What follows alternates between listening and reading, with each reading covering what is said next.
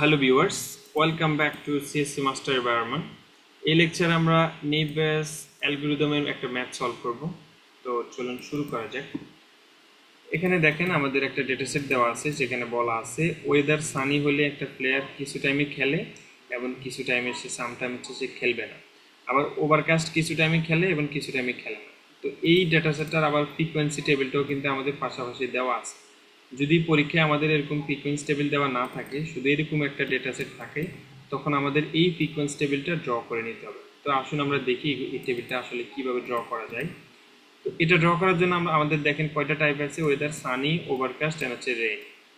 এখন এই সানি হলে খেলবে কি খেলবে না, অ্যান্ড রেইন হলে খেলবে কি খেলবে না, ওভারকাস্ট হলে খেলবে কি খেলবে না, সেটা আমরা কাউন্টটা হচ্ছে আমরা জাস্ট বের করবো। দেখেন সানি হলে খেলবে না, নো হচ্ছে মাত্র দুইবার আছে, সুতরাং সানি নো দুইবার, অ্যান্ড ইএস হচ্ছে তিনবার আছে, এই যে একবার দুইবার অ্যান্ড হচ্ছে গিয়ে তিনবার, ইএস হচ্ছে তিনবার। এইভাবে হচ্ছে আমরা রেইনি এবং ওভারকাস্টের জন্য বের করে এভাবে আমরা একটা ফ্রিকোয়েন্সি টেবিল ড্র করতে পারবো সিম্পল। এখন আমরা এটাতে ড্র করলাম। এখন আমাদের প্রবলেম কি বলছে দেখেন, a player will play if weather is Sunny. Weather যদি সানি হয় তাহলে প্লেয়ার খেলবে, এটার সম্ভাবনা আমাকে বের করতে বলছে। তার মানে আমাকে দেওয়া আছে কি, প্লেয়ার ওয়েদার দেওয়া আছে সানি, মানে ওয়েদার সানি বলা আছে। এখন প্লেয়ার কি খেলবে নাকি খেলবে না সেটার সম্ভাবনা বের করতে হবে। তাহলে আমার বের করতে হবে কি, পি অফ সানির সাপেক্ষে আমার ইএস এর ভ্যালু, দ্যাট মিন খেলার সম্ভাবনা, মানে খেলবে কিনা। তার মানে এইটা আমাদের বের করতে হবে। তো এটা যদি আমরা বের করি, জাস্ট আমরা বেস থিওরেম আমরা গত লেকচারে ইকুয়েশনটা দেখছিলাম, দেখেন আরেকবার দেখাচ্ছি আমি।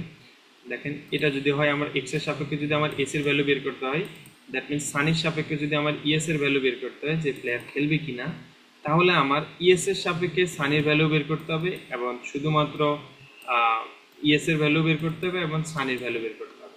এগুলো যদি আমরা বের করতে পারি তাহলে আমরা বলতে পারবো যে একটা প্লেয়ার খেলার সম্ভাবনাটা কত। তো দেখেন এখানে আসলে ইকুয়েশনটা একটু লম্বালম্বি ভাবে দিছে, এই জন্য হয়তো বুঝতে একটু কষ্ট হতে পারে। দেখেন সানি অফ ইএস এর সম্ভাবনা বের করব, তাহলে ইএস অফ সানির সম্ভাবনাটা বের করতে হবে আগে, মাল্টিপ্লাই হচ্ছে গিয়ে আমাদের ইএস এর সম্ভাবনাটা বের করতে হবে, ডিভাইডেড বাই সানির সম্ভাবনাটা। এখন একটা প্লেয়ার খেলবে, তাহলে সানি হওয়ার সম্ভাবনা কত। তাহলে দেখেন একটা প্লেয়ার খেলার সম্ভাবনাটা কত, আসলে টোটাল খেলবে কতজন, টোটাল খেলবে হচ্ছে কতবার, টোটাল খেলবে হচ্ছে সে 9 বার। তার মানে ইএস দেওয়া আছে টোটাল 9 বার।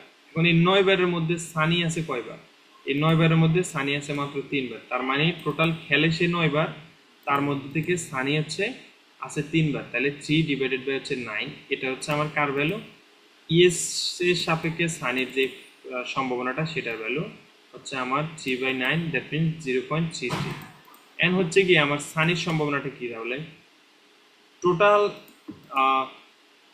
ইএস এবং নো হচ্ছে কয়টা, 9 আর 5 14টা, তার মধ্যে থেকে টোটাল সানি হচ্ছে কয়টা, 2টা 3টা 5টা। তার মানে টোটাল ট্রানজ্যাকশন বা খেলবে না সম্ভাবনা হচ্ছে 14টা, তার মধ্যে থেকে সানি হচ্ছে কয়টা, টোটাল সানি হচ্ছে 5টা। তার মানে 5 ডিভাইড বাই 40, এটা হচ্ছে আমার ফি অফ সানির ভ্যালু।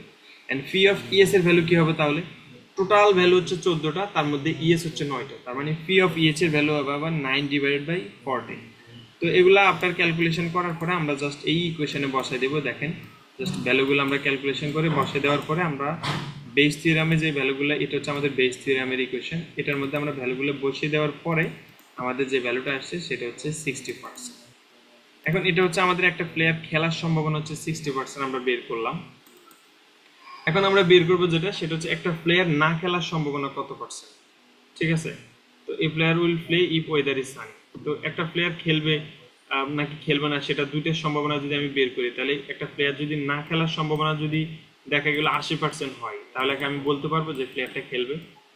তো এই জন্য আমাকে হচ্ছে আমি জাস্ট খেলার সম্ভাবনাটা বের করলাম, এখন না খেলার সম্ভাবনাটাও আমাকে বের করতে হবে।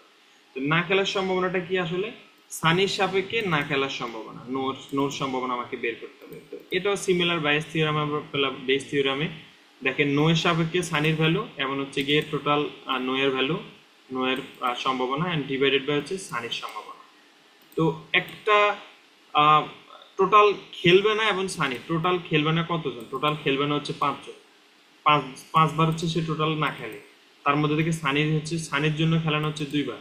সুতরাং নো সাপেক্ষে সানির সম্ভাবনা হবে 2 ডিভাইডেড বাই 5, যেটা আমরা যদি আমাদের ডেটা সেটটা একটু দেখি, ফ্রিকোয়েন্সি টেবিল দেখলে আমরা বুঝতে পারবো। দেখেন টোটাল সে না খেলে হচ্ছে কয়বার? 5 বার। নো হচ্ছে কয়বার? টোটাল 5টা। তার মধ্যে সানি হচ্ছে কয়টা? 2টা। তার মানে 2 ডিভাইডেড বাই 5 হবে ফি অফ সানির ভ্যালু। তাহলে ফি অফ নো এর ভ্যালু কত হবে? ফি অফ নো এর ভ্যালু হবে টোটাল, নো হচ্ছে কয়টা? 9টা, 5টা। টোটাল ভ্যালু কয়টা? টোটাল ভ্যালু হচ্ছে 14টা। টোটাল ভ্যালু 14টা, তার মধ্যে থেকে নো হচ্ছে 5টা। তার মানে 5 ডিভাইডেড বাই 14 হচ্ছে আমার ফি অফ নো এর ভ্যালু। এখন হচ্ছে আমার ফি অফ সানির ভ্যালু কত হবে তাহলে? ফি অফ সানির ভ্যালু হবে টোটাল ভ্যালু হচ্ছে আমার কয়টা? 14টা। তার মধ্যে থেকে সানি হচ্ছে কয়টা? আমার 5টা। তার মানে 5 ডিভাইডেড বাই 14 যেটা, সেটা হচ্ছে আমার ফি অফ সানির ভ্যালু।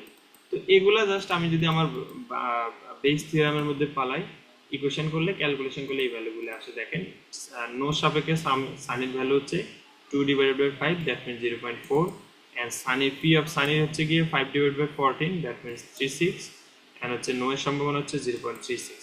এটা আমার বেস থিওরামে যদি আমি পালাই, বেস থিওরামে ক্যালকুলেশন করার পরে আমার সম্ভাবনা আসে 0.4 পয়েন্ট। তার মানে হচ্ছে আমার সম্ভাবনা 40%।